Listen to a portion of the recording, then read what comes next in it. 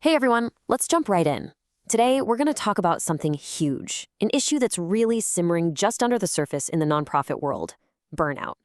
And look, it's so much more than just a buzzword. It's a full-blown epidemic. And in this explainer, we're going to get past the easy answers, like just do more self-care, and dig into the real systemic fixes. I mean, listen to this. This is from an HR lead on Reddit, and wow, it just hits home, doesn't it? It perfectly nails that culture of saying yes, where everyone's passion for the mission just leads to these completely unsustainable workloads. And the result? A revolving door of really talented people. Yeah, I'm guessing for a lot of you watching, this sounds way too familiar. That feeling of being stretched thin. It's almost like the default setting in the nonprofit sector. And that brings us to the most important point we're going to make today. While yoga and meditation apps are great, they're not the answer here. You can't self-care your way out of a problem that's built into the system. The real fix has to be bigger, it has to be deeper, and it has to tackle the root causes. All right, so to really get a handle on this, we've got to zoom out and look at the big picture. We need to understand the forces that turn the nonprofit world into this unique kind of pressure cooker. And get this, the scale of this problem is just staggering.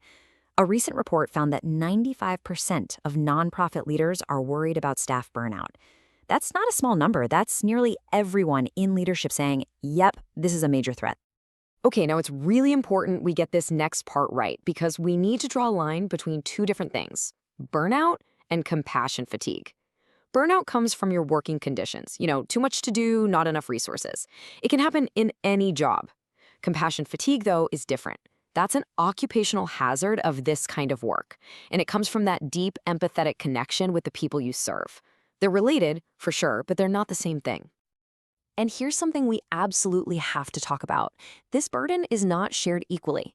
Because of systemic issues, leaders of color often face something called a glass cliff, where they're hired to lead organizations that are already in the middle of a crisis. They face more scrutiny, more bias, and the result is that a shocking 41% say burnout is the #1 reason they're thinking about leaving their jobs. This isn't just a wellness issue, it's a critical equity issue. So if the problem is systemic, what's the fix? Well, it has to be systemic too, right? So let's zoom back in from that big picture and talk about what organizations can actually do. Because the responsibility doesn't just fall on you, the individual. It really starts with the organization itself. And we're seeing nonprofit CEOs really focus on 3 key areas, 3 pillars of support. First up, compensation. We're talking bonuses, stipends, and, super importantly, doing pay equity studies. The second pillar is wellness, offering real mental health resources and actually encouraging people to take their time off. And third, culture, being more transparent and creating real opportunities for people to grow. And this quote just says it all, doesn't it? This is exactly why compensation is pillar #1. I mean, all the wellness programs in the world don't mean much if your staff is up at night worrying about rent. Fair pay is the absolute foundation of well-being. So one really concrete tool organizations can put in place is something called an Employee Assistance Program, or EAP. Think of it as a confidential benefit that gives employees a direct line to professional support for everything from mental health struggles to financial advice or legal counseling. It helps people manage life stresses before they spiral. And if you're a leader out there thinking, okay, but what about the budget? Well, the data here is crystal clear. Investing in your people pays off big time. For every single dollar you invest in an EAP, studies show you get a return of between $5 and $16. It's not just the right thing to do for your people, it is absolutely the smart thing to do for the organization. Okay, let's zoom in again.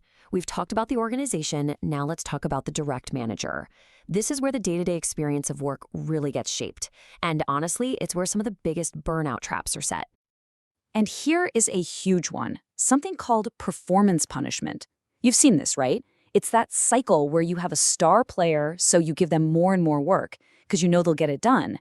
But what you're actually doing is punishing them for being good at their job, and you just overload them until they completely burn out. So how do you reward your best people without crushing them? Well, instead of just giving them more work, you give them better work. Give them projects they're actually excited about. Offer them real opportunities to develop their skills. Let them mentor other people on the team. And for goodness sake, make sure they actually take their vacation time to recharge. As a manager, you can't fix what you can't see, right? So here's a super simple 3-step way to talk about this in your one-on-ones. First, just state your purpose. Let them know, hey, this is about supporting you, not judging you. Second, ask open-ended questions, not just are you busy, but how are you feeling about your current workload? And third, really listen and follow up. And this quote, this just nails it. It gets to the very heart of the matter.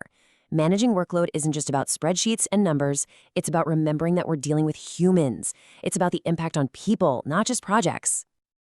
Okay, we've covered the organization, the manager. Now let's zoom in one last time, right down to you, the individual. What's in your toolkit?